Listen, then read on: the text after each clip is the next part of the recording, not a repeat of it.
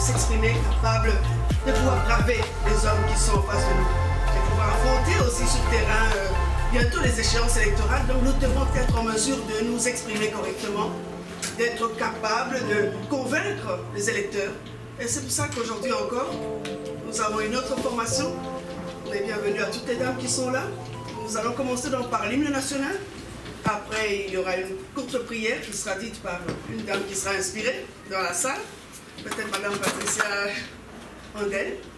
Et après, Solange. Et après, il y aura bien sûr notre oratrice de ce jour. Je vais vous la présenter tout à l'heure. Donc, si vous pouvez vous mettre debout. Pour la cause de la femme qui est l'être que toi, tu donnes plus d'affection. Nous te rendons grâce, Seigneur, et nous en profitons, Seigneur, de bénir notre président Moïse Katumbi Tshapwe. Que ta grâce déborde sur lui, Seigneur. Laisse qu'en ce que nous faisons ici, femmes qui puissent en bénéficier, que demain, la femme soit la plus forte dans ces partis ensemble pour la République, pour que nous allions de l'avant. Amen. Amen. Merci beaucoup. Ensemble, ensemble, nous gagnerons. Ensemble. Et j'en suis témoin. J'ai commencé la politique tôt. Déjà vers les années 87, 88, 90, on était toujours sur terrain comme étudiante en train de marcher. Mais il y a un prix à payer lorsque tu es dans ton engagement. Le choix politique, c'est un choix personnel. C'est toi. Ce n'est pas ton mari, ce n'est pas ta famille, c'est ton engagement. Et il faut y aller comme ça. Ce n'est pas l'engagement du chef de parti politique, c'est ton engagement. Et nous, comme femmes politiques, nous devons comprendre ça. Les autres qui sont de la société civile peuvent continuer à dire « nous réclamons nos droits », mais nous, vous devez vous battre pour vos droits. Lorsque je suis avec les femmes de la société civile, j'ai un autre langage parce qu'elles doivent se battre pour le développement. Mais vous devez vous battre pour le droit de ces femmes-là, qui n'ont pas de voix, qui n'ont pas accès à la parole, qui ne parlent pas et qui n'ont personne. C'est ça le rôle. Et pour jouer ce rôle-là, ça demande un engagement personnel. Nous devons aussi comprendre que dans un système démocratique, la représentation est un facteur clé dans tout système démocratique. La représentation. Lorsqu'on regarde le paysage de la RDC, nous avons des milliers d'ethnies. Un homme politique, un meilleur homme politique, une meilleure femme politique doit accepter l'inclusion. Cela veut dire ne peut pas mettre en lui, disons, à la personne la discrimination. Parce que la politique marche avec la représentation. Et nous, par rapport aux femmes, nous représentons plus de la moitié de la population congolaise. Donc, on ne peut pas concevoir la politique en RDC sans passer aux femmes.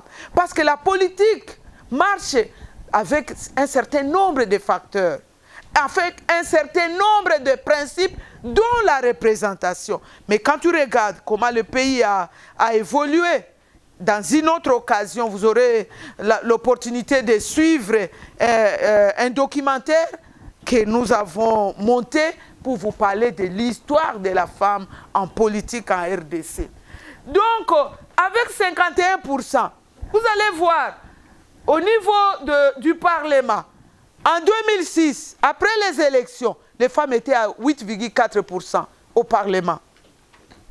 42 sur 500 députés. En 2011, une petite avancée, 9,7%. Et maintenant, là, nous sommes à plus de 10, 10,7, 10,3.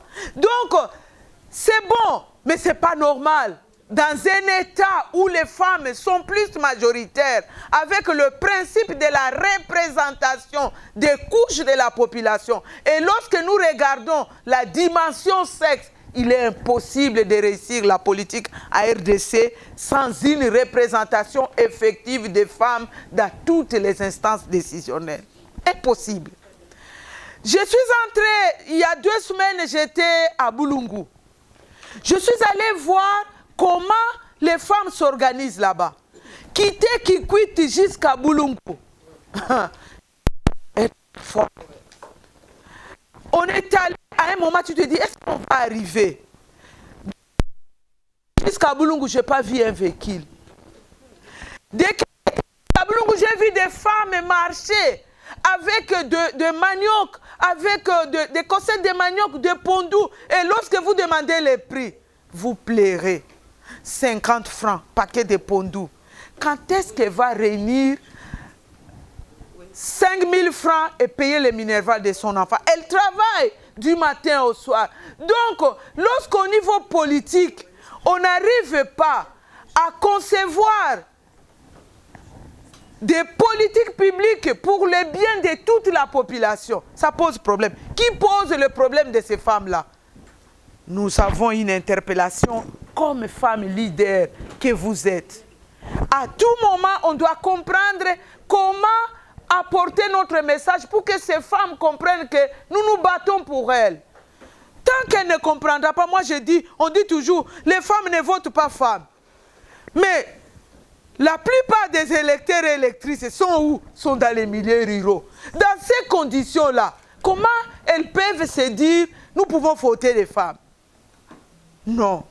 Parce que leur condition est difficile. J'ai rencontré sur la route des jeunes filles qui marchent, qui quittent l'école, mais déjà il était 14 heures, elles avaient déjà des paquets de pondou sur la tête. Donc on lui dit, quand tu quitteras l'école, viens prendre le pondou au champ pour aller préparer. Donc vous voyez, mais les garçons, hein, ils étaient comme ça, ils n'avaient rien. Donc les discriminations commencent au niveau de nos familles. Et lorsqu'on voit aujourd'hui, c'est pour la première fois dans l'histoire de ce pays, de voir qu'il y a les femmes, c'est bon, j'encourage. 27% des femmes au gouvernement, c'est bon. Mais mes soeurs, lorsque ce pourcentage n'arrive pas au niveau local, on n'aura pas d'impact au niveau social. Je suis allée dans une...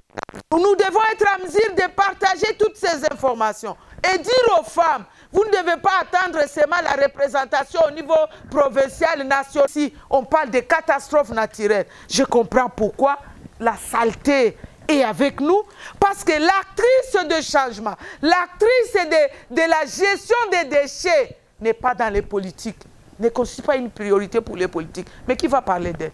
Vous avez votre argent, elle enlève aujourd'hui, demain, elle ne balaye pas, elle laisse. Elle n'est pas à la gouvernance locale. Alors qu'elle est l'actrice de l'environnement. Même dans les milieux ruraux, ces femmes, elles préparent avec quoi? Avec le bois de chauffage. Mais si leurs préoccupations, leurs problèmes sont pris en compte, ces femmes vont garder la forêt, mais aussi elles vont développer d'autres énergies pour pouvoir conserver. RDC continue à garder dans leur mémoire. Je ne le dis pas parce qu'il est là. Pendant la transition, aujourd'hui, vous êtes en train de parler de parité. Les femmes n'étaient pas représentées de façon paritaire. Mais il a fallu l'engagement d'un homme politique pour accepter. On l'a vu physiquement. Il a dit, ma mère, je le ferai pour ma mère. Parmi les femmes qui ont conduit dans cette ville, ma mère a conduit à la veille de l'indépendance. Et moi, je soutiens les femmes. C'est le jour où j'ai compris que sa mère était aussi une femme politique. Et nous avons eu de deux. Les femmes en politique doivent agir en conséquence et prendre leurs responsabilités. Vous devez consentir des sacrifices. Très souvent, nous les femmes, nous ne cotisons pas. Lorsqu'on nous demande de cotiser, ça devient un problème. Une femme en politique qui vient dans une réunion, cessez de poser les problèmes de transport à un dirigeant à côté, sinon il va vous réduire au transport.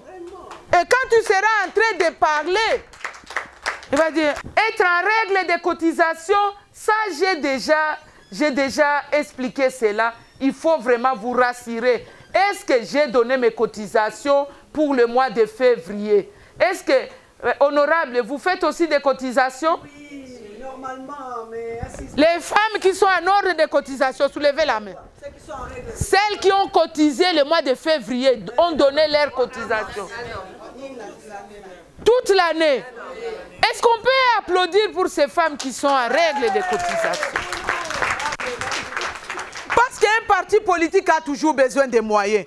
Pour se réunir ici, on vous a exigé de payer. Pour que vous ayez une intervenante, moi je ne suis pas venue ici gratuitement, je suis une consultante, je ne suis pas membre de votre parti. Donc en quittant ici, je vous laisse la réflexion, vous devez me payer. Donc pour quitter ici, rentrer chez vous, mon Dieu, vous pensiez que c'était gratuit? Il faut assumer. Il faut assumer. Et assumer. Lorsqu'on vous donne la gestion du parti, soyez conséquents. Gérez bien le peu qu'on vous donne. Il faut vraiment veiller à ce que vous puissiez être des meilleurs gestionnaires au sein de votre parti politique. Vous devez rester unis. L'union fait la force. Vous ne serez pas des amis, mais vous devez demeurer unis. Quand vous avez des critiques à faire, faites-les en interne ici. Il ne faut pas aller quand vous rencontrez les femmes de l'IDPS ou les femmes, parce que là aussi il y a des problèmes. Chaque parti a ses problèmes. Mais lorsque vous vous rencontrez avec une amie d'un autre parti politique, chez nous là-bas, c'est fini. C'est fini. Un jour, tu manqueras de discours parce qu'on va te dire, est-ce que tu peux dire à tel de venir? Tu as déjà dit à tel que na parti nabino eloko esati. Vous devez rester constant. Je vous dis, la vie politique, nous qui sommes dedans il y a longtemps, moi quand je vois toute la force qu'il y avait au RCD, je suis en train de chercher ces gens. Je me dis, et à un moment, même notre président nous dit, Faïda, tu dis toujours que nous puissions reprendre avec dynamique. Quelles sont les garanties que nous avons pour savoir si ces gens vont rester constants, sont encore avec nous? Laissez-nous prendre un temps vide. Comme ça, les gens, laissez-les partir. Parce qu'il y a même des gens qui venaient. Président, je ne vous laisse pas. Hein. Bon, je suis obligé quand même de partir. Mais quand vraiment, si vous avez... quelqu'un lui a dit ça. Si vous avez besoin de la mobilisation des gens, c'est comme si c'est lui qui était propriétaire de tous les Congolais à Kinshasa. Il dit, si vous avez besoin de la mobilisation dans telle commune, vraiment ne vous en faites pas. Je peux le faire. Vous voyez comment les gens font la politique. Comment vous allez faire la mobilisation d'un parti alors que vous êtes déjà ailleurs? Mais il vous dit, c'est ça. Les jours où vous aurez besoin de moi, faites-les. Et vous regardez, vous étiez je ne sais pas combien. Vous avez bénéficié de toutes ces formations, à l'intérieur comme à l'extérieur. Mais il se pose un problème d'engagement politique. Dans l'Afrique subsaharienne, 22,3% des parlementaires sont des femmes. Alors vous voyez le chemin qui reste à parcourir en République démocratique du Congo. Nous sommes moins de la moitié de la moyenne africaine. Et bien entendu, un grand pas a été fait depuis une vingtaine d'années, mais la République démocratique du Congo est toujours très en retrait de la moyenne subsaharienne, qui n'est même pas à 30%, c'est 22,3% des parlementaires qui sont des femmes. Et cette évolution, évidemment, nous devons ici imprimer, et là aussi, notre parti Ensemble pour la République doit être engagé pour doubler, tripler le nombre actuel des femmes dans la représentation parlementaire. Je ne vais pas m'égarer beaucoup dans la politique, mais je vais montrer le rôle essentiel de la femme dans la vie au quotidien. Et là où nous avons également à nous battre pour la parité, là où les femmes sont les plus représentées, parce que nous sommes en Afrique dans un milieu qui à majorité est un milieu rural, c'est le travail des femmes dans le domaine notamment de l'agriculture, puisque c'est là où la force de travail des femmes est la plus mise en évidence. Eh bien, on peut dire aujourd'hui, on estime qu'il y a à peu près dans tout notre continent 40% des travaux agricoles, qui sont entrepris par des femmes. Ces 40% des travaux agricoles produisent 80% des denrées alimentaires dans les ménages. Ça veut dire que la femme travaille pour faire nourrir son mari et ses enfants. Et que sa force de travail, c'est pour tenir ce ménage. Et sans son travail, eh bien, la misère serait nettement plus grande à travers tous les ménages. Ces chiffres que je vous donne sont les chiffres de la Banque mondiale. Alors, permettre à la femme de travailler de manière plus active, mais avec une plus grande rentabilité dans le secteur des activités agricoles, permettrait de réduire largement la faim et la pauvreté et la malnutrition dans tout le continent africain et particulièrement en République démocratique du Congo. Un autre chiffre, nous avons 27 millions de Congolaises et de Congolais, hommes, femmes, jeunes et vieux, qui souffrent de la faim dans notre pays, qui ne mangent pas à leur faim. 27 millions. Sur 100 millions de Congolais, 27%, presque 1 sur 3. Ça, c'est un chiffre qui doit nous mettre en éveil. Quelles que soient les politiques publiques qui sont faites, c'est un chiffre qui montre l'immense détresse du peuple congolais. Et dans les 27 millions, 3 millions d'enfants sont en situation de malnutrition aiguë. Ce qui veut dire qu'ils portent en eux déjà les germes ou les tares d'hommes et de femmes qui ne seront pas en pleine capacité de délivrer un vrai travail ou de s'épanouir dans leur société. Parce qu'ils vont leur manquer des éléments qui leur permettent d'être entièrement, complètement hommes et femmes dédiés à leur vie sur cette terre. Alors, l'inégalité entre hommes et femmes, nous la voyons également au niveau de la main-d'œuvre. Il est clair que nous pouvons considérer que si on pouvait accroître dans les exploitations agricoles tenues par des femmes leur rentabilité et leur donner plus de capacité, ça veut dire que si les femmes avaient plus de moyens de travailler à leur champ, et si on pouvait augmenter leur rendement de 20 à 30%, ça veut dire que nous pourrions faire augmenter à peu près de 4 à 5% au niveau national toute notre production agricole dans tout le pays. Ça veut dire que cette politique extrêmement importante et sur laquelle le président Moïse Katumbi, notre président, vous le voyez bien, à chaque fois qu'il reçoit des invités, on voit ses champs. Le maïs, 50 000 tonnes, il a 6 000 hectares à 8 tonnes de rendement à l'hectare, 6 000 hectares de maïs, c'est presque entre 45 et 50 000 tonnes de maïs qu'il produit par an. Là, maintenant, il va faire 3 000 tonnes de riz, ce qui veut dire que lui considère que l'avenir de notre pays n'est pas dans les mines. L'avenir de notre pays, c'est dans l'agriculture. Et notre pays peut nourrir tout le continent. Et ça, c'est un point extrêmement important parce que dans l'agriculture, le rôle de la femme est un rôle qui doit évoluer. Non pas seulement pour tenir son ménage et nourrir ses enfants et son mari, mais devenir elle-même une femme d'entreprise, petite et moyenne entreprise agricole, qui permettra effectivement de s'intégrer dans une économie moderne.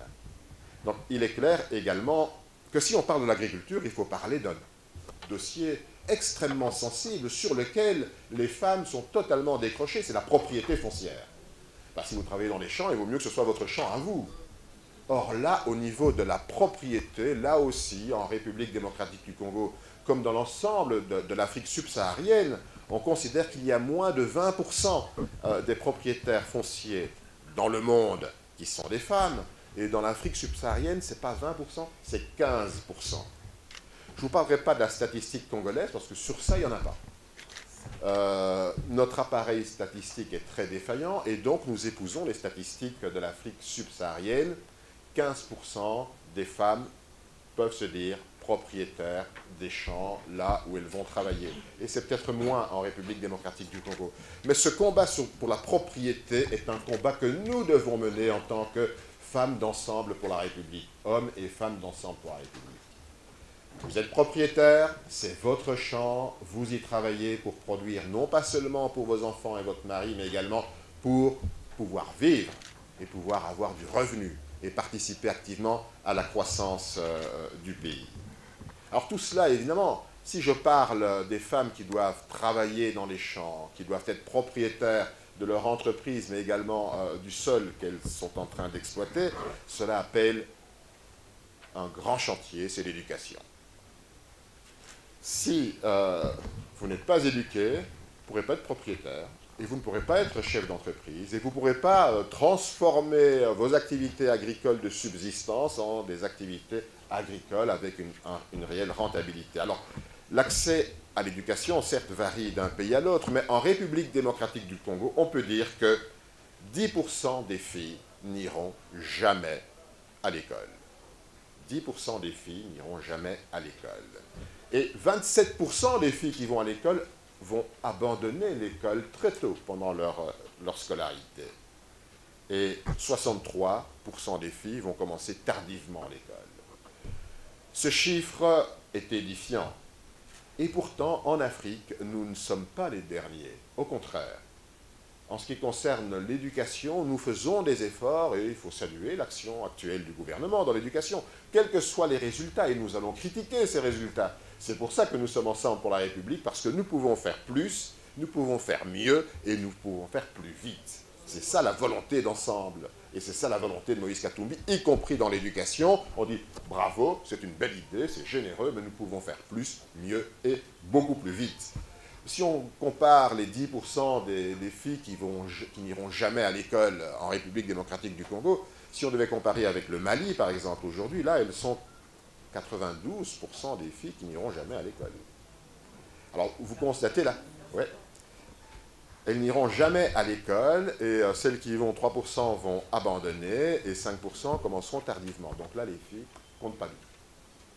Donc on n'est pas dans la mauvaise partie du tableau africain en ce qui concerne l'éducation, mais nous devons faire encore beaucoup plus d'efforts, des efforts pour que ces 10% des filles entrent à l'école, et surtout qu'à peu près une fille sur 3 reste à l'école, qu'il n'y ait plus de mariage précoce, et qu'elles terminent leur scolarité primaire, qu'elles aillent dans le secondaire, et qu'il y ait le moins de déperdition à l'école. Et ça, c'est extrêmement important. Et donc, toujours ces statistiques africaines montrent qu'en milieu rural, les filles ont 2 fois plus de probabilité de quitter l'école très très vite et d'entrer dans la déscolarisation. Et ça, c'est un vrai drame, sachant que la majorité de notre population est en milieu rural. Les chiffres que je vous donne, qui sont des chiffres globaux, ne reflètent pas la vraie réalité du monde réel congolais, qui sont les villages. Vous avez parlé de Boulungu, ce que vous y avez vu, eh bien, les enfants qui ne vont pas à l'école, ils sont très nombreux, vous les avez vus toute la journée, et les filles encore plus nombreuses. Et celles qui entrent, qui ont la chance d'y entrer quelques années, sont les premières à en sortir parce qu'elles doivent travailler et aider leur maman. Donc, le déficit dont sont victimes les femmes rurales au niveau de l'implication de la scolarisation a une implication sur leur vie, mais également sur la vie de leur ménage, sur leurs enfants, sur la manière d'aborder l'avenir. Devrais-je parler des femmes et de l'emploi ? Pour l'accès à l'emploi, et là je quitte le monde rural, pour l'accès à l'emploi, eh bien les femmes, là aussi, elles travaillent beaucoup plus et elles sont beaucoup moins payées que les hommes. Et là aussi, quand on parle de la parité politique, s'entend, où on peut dire, ah bon, ben, on aura 30% de députés, moi je vous montre tous les aspects de la politique au quotidien qui doivent nous intéresser et qui doivent faire partie de notre programme, pour lequel nous devons maintenant nous battre, puisque ce programme est en cours d'élaboration. C'est à vous à faire le plaidoyer auprès du président Moïse Katumbi, que la femme soit représentée dans l'élaboration du programme et que ces points précis de la parité apparaissent avec des objectifs. Ce n'est pas seulement évoquer des thèmes, mais c'est également dire, voilà les actions que nous devons entreprendre ensemble, voilà l'objectif que nous voulons atteindre, voilà les moyens que nous devons disponibiliser pour atteindre ces objectifs. Et ça, c'est un point extrêmement important qui va arriver dans les prochaines semaines. J'espère qu'au sortir de ce mois de la femme, vous allez faire un plaidoyer auprès du président Moïse Katumbi en disant « Voilà les points sur lesquels nous souhaitons que votre programme... » C'est pas seulement avoir beaucoup de députés femmes, c'est très gentil, des ministres femmes, c'est très bien. Nous souhaitons cela, mais pourquoi faire? Il faut concevoir un programme. Les idées que je vous donne, c'est des arguments qui peuvent dire non, non, non, non. Nous voulons des femmes parce que la femme est dévalorisée dans l'emploi, elle est sous-payée. Vous imaginez qu'on a calculé qu'en Afrique subsaharienne, aller chercher de l'eau dans les villages, eh bien, c'est par année 40, écoutez bien, c'est 40 milliards d'heures pour aller chercher de l'eau accomplie par des jeunes filles, par des mamans. 40 milliards d'heures qui pourraient être transformées en 40 milliards d'heures de travail. Et ça, c'est important. Ça veut dire qu'on ne peut pas livrer nos jeunes enfants, nos jeunes filles, au travail quotidien et des heures quotidiennes pour aller simplement puiser de l'eau à 3 km, à 5 km et remonter les pentes les plus raides et arriver épuisé à l'école. Voilà un chiffre qui devrait vous dire « Oh, c'est vrai, c'est autant de temps. » Mais ce temps pourrait être consacré à quoi? Pour le jeune enfant, à aller à l'école, à faire ses devoirs. Pour la maman, à aller dans les champs, à aller travailler. Donc, il y a des actions concrètes qui doivent être inscrites dans votre programme et qui doivent être défendues dans le programme qui sera le programme du parti et le programme du candidat demain. Et votre programme en tant que candidate demain. Parce que ce n'est pas seulement dire je vais faire, je vais changer, mais vous allez changer quoi? Je vais déjà changer ça. Je ne veux plus que les jeunes filles aillent à 5 km au petit matin vers 4h30, se fassent violer ou violenter en descendant ou en montant, et tout ça doit s'arrêter. Nous sommes au XXIe siècle. Voilà des points qui sont extrêmement importants. Je veux que chaque femme ait le même salaire qu'un homme quand elle est engagée, et qu'elle n'ait pas à subir cette discrimination. Et finalement, dans la prise de décision, il est clair que nous faisons de gros efforts dans la prise de décision, que la femme soit maintenant mieux valorisée dans la prise de décision, et on estime que, à peu près dans les entreprises, aujourd'hui, elles sont à 25% des femmes qui sont représentées dans les entreprises, et ça c'est la moyenne africaine, et peut-être nous sommes peut-être même un peu au-delà. Mais les femmes, que ce soit dans le secteur privé, que ce soit dans le secteur public, là où elles sont engagées à des postes de responsabilité, malheureusement, ce ne sont pas toujours des postes, et c'est rarement des postes stratégiques. On les confine à des postes plus honorifiques. Ah oui, oui, on a une femme, elle s'occupe de quoi? Oh, vous savez, au secrétariat, elle gère la machine à café. Ben non, les femmes doivent se battre pour obtenir, non pas des postes symboliques, mais des postes actifs, où on décide sur l'avenir de l'entreprise. Ce n'est pas du cosmétique, c'est une volonté d'être à parité avec les hommes dans ce combat. Alors, je vous ai dressé une petite photographie de la femme au milieu rural, des difficultés, je n'ai pas parlé de la santé maternelle. Là, de gros efforts sont accomplis en termes de santé maternelle. Il y a de moins en moins de femmes qui meurent en accouchant. Les visites prénatales, nous sommes, nous, au plus haut tableau, je crois, en Afrique subsaharienne, mais il est évident que c'est très bien de réduire la mortalité infanto-juvénile. C'est très bien que les femmes meurent moins en couche, mais ça veut dire qu'il y a un dividende démographique qui se crée. C'est que tous ces enfants deviendront demain une force de travail, et il faut que cette force de travail soit mise au service de la société. Aujourd'hui, il y a à peu près, en 2020, il y avait 44 800 000 femmes. D'après les statistiques, on n'a pas fait de recensement. C'était le nombre de femmes en République démocratique du Congo. Mais la plupart d'entre elles n'ont pas un emploi décent. La plupart d'entre elles travaillent dans l'informel. Et là, il y a un vrai problème. Comment récupérer, puisque c'est 51-52% de la population, comment récupérer la majorité de ces femmes pour qu'elles soient maintenant, je ne dirais pas mécanisées, on parle ça dans la fonction publique, mais qu'elles soient véritablement des agents de développement, des acteurs de la croissance qui soient identifiés et pas simplement dans l'informel. On va chercher du bois, on fait un champ, mais c'est des heures de travail qui sont accomplies, mais qui ne sont pas comptabilisées nulle part. Il faut qu'on transforme la vie des femmes. Il faut qu'on les intègre comme acteurs de la croissance et du développement. Et ce gap doit être comblé. Et pour le combler, c'est un travail massif sur l'éducation, c'est un travail massif sur la formation, et finalement, c'est une exigence que nous devons avoir pour mettre les femmes entrepreneurs.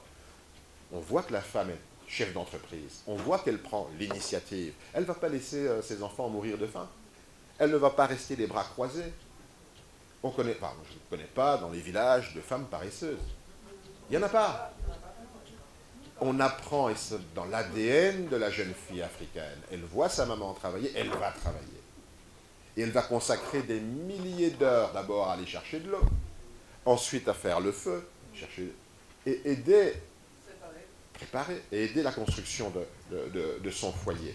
Donc aujourd'hui, nous pouvons dire que l'effort que nous devons porter pour que ces femmes, ces jeunes filles qui seront éduquées, et de plus en plus, c'est de leur permettre d'accéder aux moyens financiers, d'accéder aux moyens du crédit.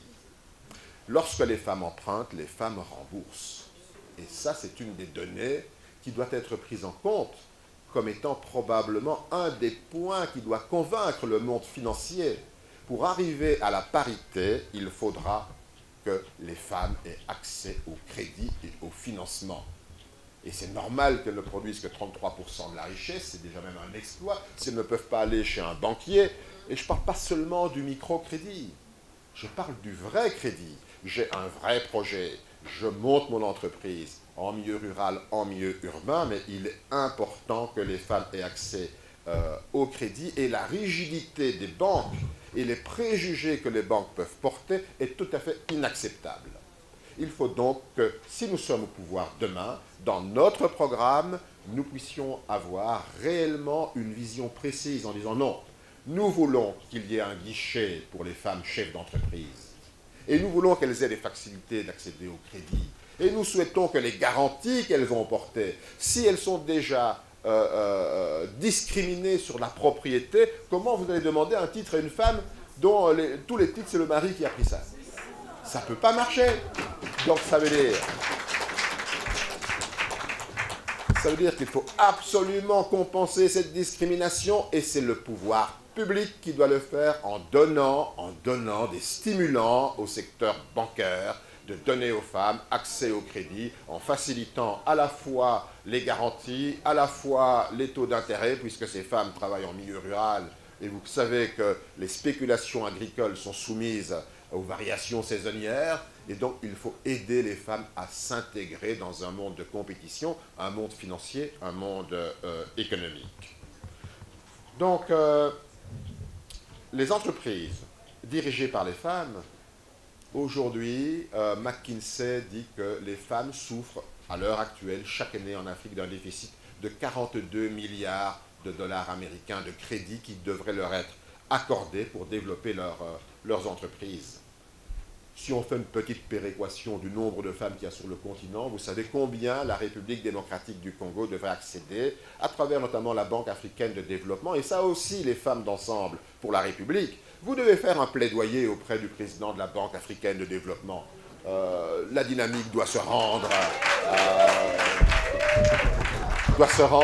auprès d'Adesina, le président de la Banque africaine, et dire nous sommes ensemble pour la République, nous sommes des femmes politiques, certes nous avons des ambitions, mais nous constatons que notre pays n'a pas un guichet pour les femmes. Et ce guichet pour les femmes chefs d'entreprise, nous l'exigeons. Et vous devez nous donner un chiffre. Ce sera combien par an, pendant combien d'années? Parce que là, dans le secteur de l'agriculture, dans le secteur de l'entreprise, les services, vous avez la possibilité d'accéder à du crédit si vous en faites le plaidoyer. Il y a des fonds qui ont été logés sur cela. C'est à la RDC, à travers son monde politique et son secteur privé, à se mettre en mouvement. Alors, la deuxième recommandation, c'est qu'on doit créer beaucoup plus de possibilités économiques pour les femmes. Et je viens de vous donner une suggestion. La troisième, c'est que les décideurs devraient faire en sorte que les femmes aient un accès égal aux technologies numériques et mobiles. Beaucoup de femmes sont en milieu rural. L'éducation et l'accès à l'information, quelle qu'elle soit, que ce soit pour la vie quotidienne, que ce soit pour l'entreprise qu'elles veulent créer, pour leur activité au quotidien, elles doivent avoir accès aux mêmes moyens de technologie que les femmes en milieu urbain, que les femmes dans d'autres continents. Il faut également qu'il y ait plus d'efforts pour modifier les attitudes sociales qui sont ancrées par rapport au rôle de la femme dans la société. Et c'est là où intervient Mme Faiza sur la manière d'aborder la femme. Les hommes également doivent changer. Un effort doit être fait dans cette direction. Ce sont les hommes qui fouillent avec leur crédit. Et donc, nous devons attribuer des notes aux institutions financières. Parmi ces notes, il faudrait demander à Robank, à TMB, il faudrait que vous introduisiez cela dans les pratiques bancaires. Il faut une notation. Et vous, monsieur Raouji, vous financez combien de femmes dans votre banque? Aucune. Mais c'est pas sérieux. Et il faut les mettre en exergue parce que les banques et les institutions financières sont extrêmement sensibles à leur réputation. Oh non, c'est une banque de misogynes. Ils ne financent jamais les femmes. Et ça, ce sont de vraies campagnes que vous devez mener. Allez voir les gars de la Banque africaine et allez voir vos banquiers ici. Et dites, nous allons mener une campagne, mais on veut avoir la transparence sur le nombre de femmes qui ont accès au crédit chez vous. TMB, c'est quoi, 5%? Robank, c'est quoi, 7%? Et l'autre, Access, c'est combien? Et on va vous coter aussi là-dessus, et on va faire une vraie campagne. Et on va vous exposer bien là, pof, c'est une banque de misogynes, ils ne sont pas sérieux. À partir de là, vous avez déjà une prise en charge de responsabilité, parce que vous êtes des femmes, vous dirigez la société. Vous ne devez pas seulement vous dire, oui, il faut que nous soyons 30% dans les listes zébrées, avec des listes bloquées, moi en tête. Non, oui, c'est bien, on va le faire. Mais pourquoi faire? Pour précisément changer les habitudes de ceux qui sont en train de vous mettre la tête sous l'eau. Il faut que vous sortiez la tête de l'eau. Et là, vous avez assez de technique aujourd'hui, d'expérience, d'expertise et de leadership pour sortir la tête de l'eau. Voilà, je vous ai présenté la femme, mais effectivement, toute notre société au niveau mental doit évoluer. Et ce n'est pas seulement les violences qui sont une tragédie à l'Est, les viols et cette arme de guerre innommable, c'est les violences dans les ménages. La violence dans les ménages est au-delà de la pandémie. C'est que beaucoup de femmes sont sacrifiées par les violences qui sont exercées sur elles, toute forme de violence, qu'elle soit physique, qu'elle soit morale, dans leur ménage. Et là aussi, il y a très peu de statistiques, mais le pire, c'est que celles qui sont violentées, et elles sont très nombreuses, elles se taisent. Et forcément, en se taisant, eh bien, vous limitez votre force de travail. Et vous vous retrouvez totalement marginalisé dans un monde qui bouge très vite. Je n'ai pas pris des statistiques sur les violences faites aux femmes, parce que pour la République démocratique du Congo, sachez-le, il y a des statistiques qui sont fausses. L'appareil statistique congolais est défaillant. Et défaillant simplement parce que le dernier recensement s'était fait en 1984 et il n'y en a pas eu un deuxième. Alors, ne fût-ce que pour avoir une ligne de cohérence, c'est qu'il faut 2 points pour faire une ligne. Ici, il n'y a pas le deuxième point. Le deuxième point, ce sont des études partielles faites dans les secteurs de la santé, de l'éducation, des transports, etc. Des petites études avec des échantillons qui nous ont permis de faire des projections informatiques. Quand on dit à Kinshasa, c'est combien? 12 millions, 15 millions, 20 millions, on ne sait pas. On a des indices. Les entreprises de téléphonie prennent des photos aériennes satellites et peuvent vous dire ce niveau de concentration, nous sommes autant de personnes. Mais piloter le développement d'un pays sans avoir un tableau de bord précis, pour piloter un pays, il faut à la fois, c'est comme un avion, c'est comme une voiture. Vous devez connaître votre vitesse, vous devez savoir la direction et vous devez savoir combien de carburant il vous reste pour savoir jusqu'où vous allez arriver. Ici, le pilotage, il se fait à vue d'œil. Mais on est quand même content. Certains sont quand même très contents de ce pilotage à vue d'œil. Donc, ensemble, dans tout cela, sur le plan plus politique, où allons-nous et quelles sont les idées et les valeurs que nous voulons préconiser? Bien entendu, la première valeur qui nous rassemble ce matin, ce sont les femmes. C'est cette parité. Et je vous ai montré que la parité, c'est déjà le fait que nous n'allions pas vers la parité, c'est un énorme handicap pour tout le continent. Pas seulement pour les femmes, pour les hommes aussi, c'est un énorme handicap, parce que nous restons toujours le dernier continent au monde. Et on sait que plus il y a cette parité, plus il y aura de richesse, plus il y a de richesse. C'est le président Kabila qui me disait mais pourquoi on fait tant d'enfants dans ce pays? Le ministre du Plan. Ah, j'ai dit, monsieur le président, c'est parce que les gens sont pauvres. C'est parce que les gens sont pauvres. Je me dis, comment Olivier, les gens sont pauvres et ils font des enfants? Ben oui, plus vous êtes pauvre, plus vous faites d'enfants. Ah bon? C'est un grand paradoxe, mais ce paradoxe-là est en train, effectivement, vous le voyez, dans notre pays, nous sommes 100 millions en 2022, nous serons 177 millions en 2050. Nous doublons tous les 25 ans. Et les grandes villes doublent tous les 15 ans. Donc là aussi, c'est notre premier combat à nous.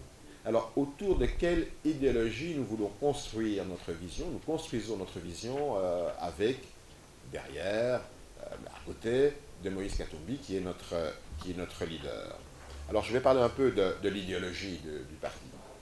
Vous n'êtes pas fatigué, hein? Non.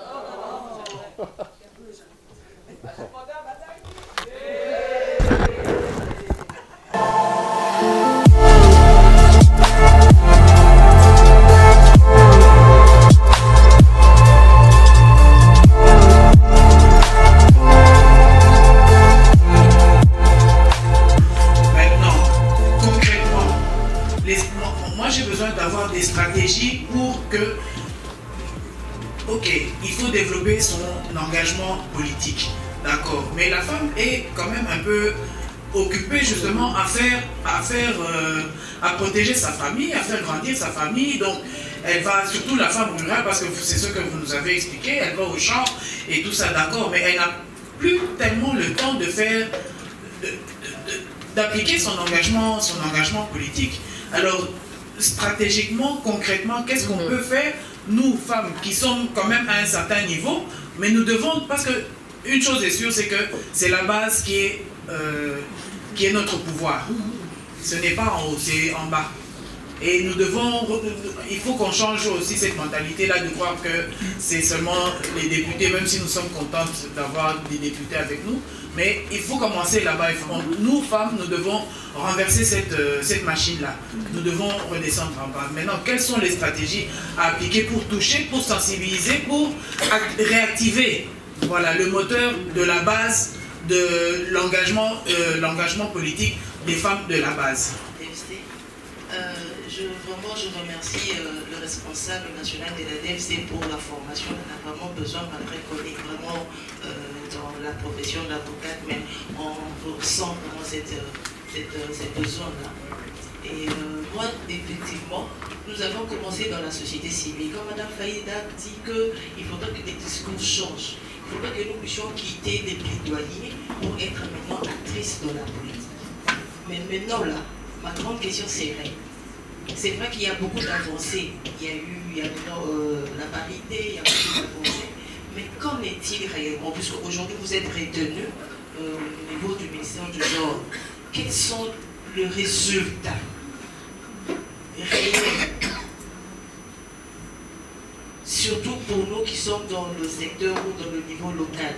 Nous vivons de réalités impossibles avec la femme, la jeune fille. Vous effectuez des efforts. Vous plaidez pour les femmes, les violences, mais vous rencontrez qui en face de vous, des juges, vous vous battez, finalement vous fatiguez, vous exposez. Quelles sont les garanties aujourd'hui que votre ministère, où vous êtes employé ou attaché comme expert, quels sont les résultats? Nous devons connaître concrètement en tant que femmes politiques pour savoir comment aborder les débats ou le combat auquel nous devons vous. Merci. Madame Evelyne Kabouikou, membre de la cellule d'appui à l'implantation. Je voulais savoir avec Madame Faïla ou le débat, la femme qui cherche à être employée ou qui est déjà dans ces mondes-là, dans les formels. Elle est tout le jour au bureau, mais elle se plaint tout le jour. Quand il pleut, la femme ne vient pas au travail. Quand elle accouche, elle a beaucoup d'absence. Quand il y a un problème, elle ne vient pas, elle a des excuses. Et nous sommes là, nous sommes des représentants des femmes dans nos services. Et nous avons beaucoup de problèmes que les employeurs nous posent pour dire « Evelyne, vous vous battez pour la cause de la femme. Mais regardez, aujourd'hui il pleut, la femme n'est pas là. Elle a accouché, elle ne vient pas. Son enfant est enrhumé, elle n'est pas là. » Alors, quels sont les arguments que nous devons pousser pour inciter aussi à cette femme-là, si elle s'engage, qu'elle s'engage en âme et conscience, qu'elle s'engage en tout et pour tout. Même dans nos milieux politiques. Aujourd'hui, là, je ne suis pas au travail. J'ai une excuse, je suis ici parce qu'il s'agit de la femme et c'est le mois de la femme. J'avais dit, au travail, quand il s'agit de la femme, je m'absente. Parce qu'il s'agit de la cause de la femme. Mais dans nos milieux, dans nos services, c'est ce que nous voyons tous les jours et nous nous plaignons parce que nous sommes là les défenseurs des femmes. Quels sont les arguments que nous pouvons poser, nous pouvons dire à nos employeurs? Parce que nous cherchons à ce que la femme soit promise. Et qu'on nous dit tous les jours, Evelyne, tu cherches à ce que la femme soit promise, mais regarde ce que la femme fait. Merci. Vous allez un peu ramasser tout ça. Merci. Je viens de gagner beaucoup parce que ces éléments-là, je vais créer d'autres termes de référence pour demander ça et là. Donc c'est pour vous dire que, et là je commence avec Evelyne, il y a beaucoup de travail à faire au niveau des femmes. On ne réclame pas la parité pour rien. Il faut avancer des causes, il faut être des modèles. Moi je suis entrée avant-hier dans un bureau d'une grande personnalité au niveau de services qu'on a créés, je n'aime pas les citer, mais je trouve là-bas qu'il y a des femmes. Mais à l'entrée, je recevais, on devrait avoir une réunion avec une visiteuse extérieure.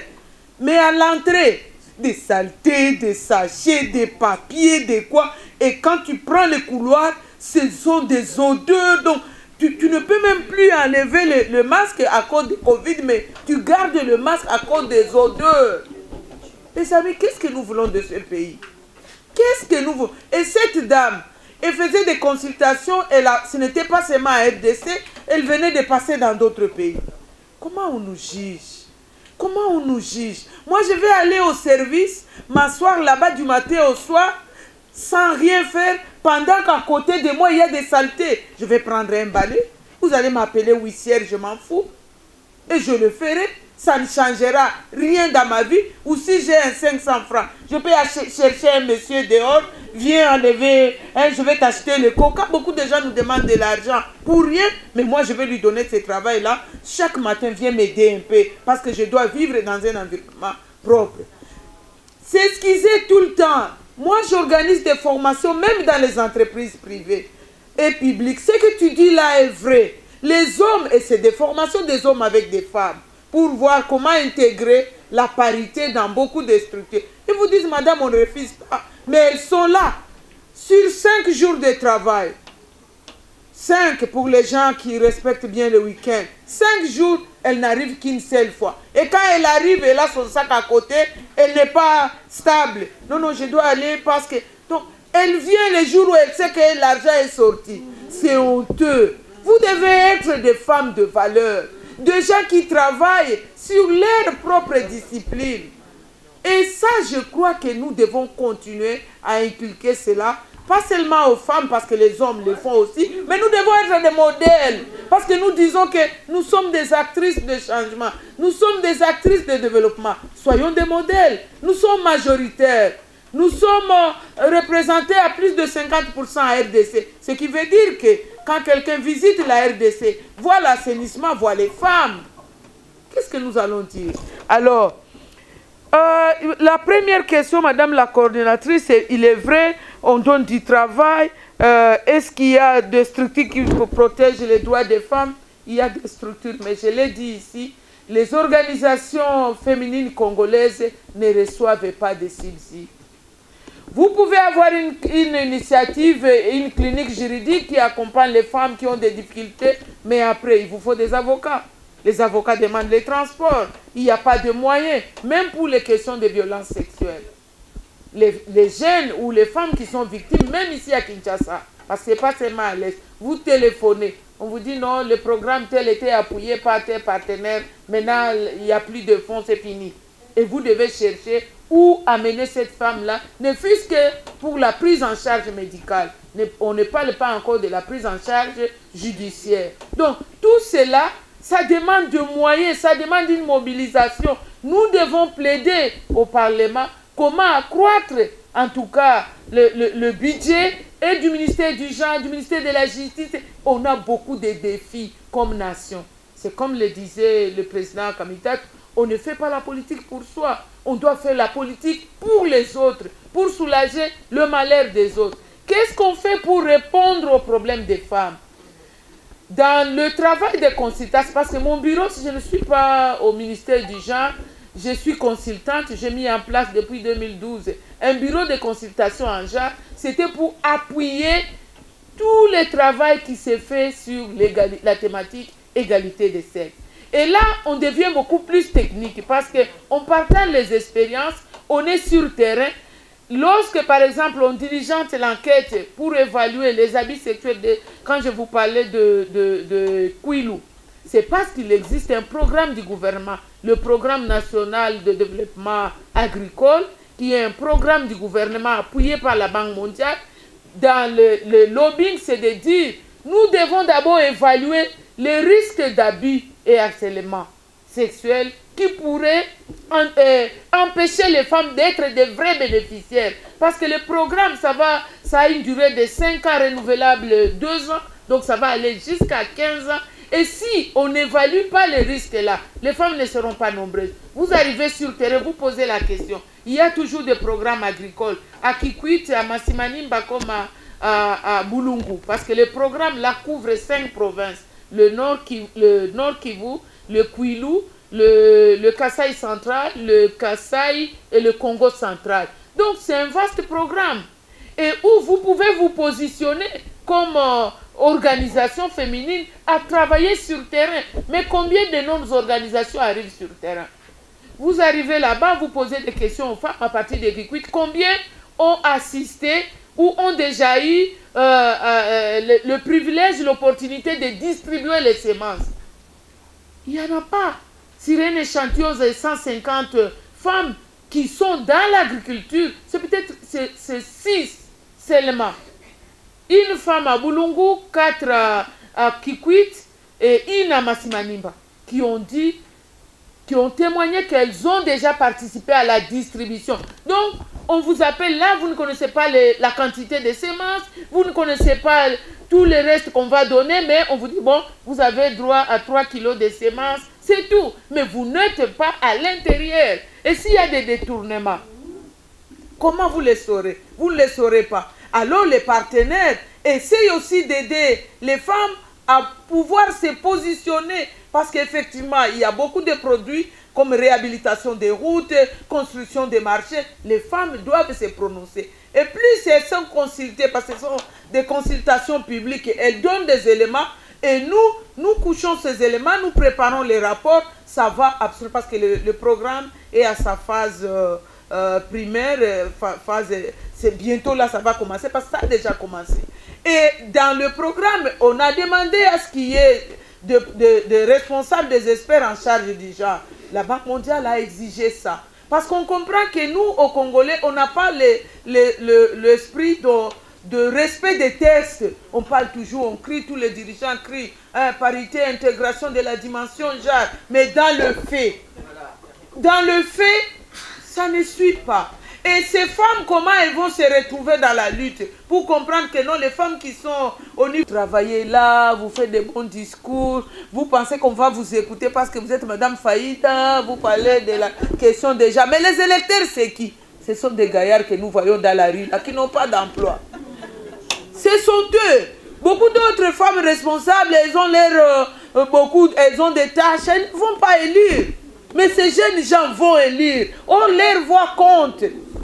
Compte, même, et sa voix, lui, qui ne connaît rien des élections, et ma voix, ça compte. Et ce sont ces personnes affamées, entre guillemets, que nous, le pouvoir, nous avons rendu affamés. Ce sont ces gens qui vont voter.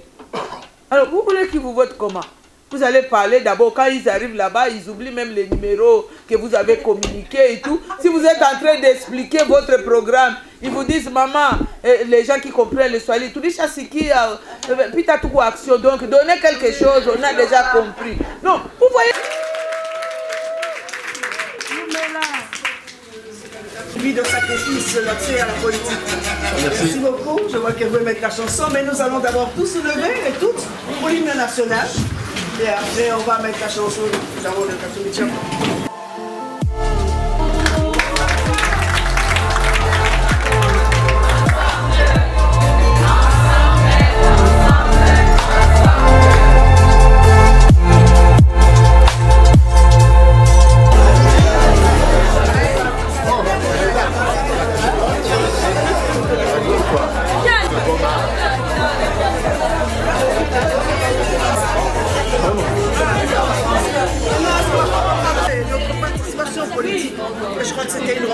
très intéressante. Les femmes ont compris, elles ont suivi attentivement tout ce qu'on leur a dit par le président Kamitatou. Je dis président parce qu'il était président de l'Assemblée nationale. Donc c'est très important pour nous que les femmes soient renforcées en capacité, que cela a édifié tout le monde. Je l'ai senti. Et quel engagement des femmes de nous continuons nos actions d'implantation du parti, bien entendu, les actions d'adhésion massive. En dehors de ça, les femmes vont se mouvoir un peu partout parce qu'on a toutes relevé que la pauvreté, elle est là. Et donc, même si on s'engage en politique, il faut des cotisations, et les cotisations, c'est un cercle vicieux.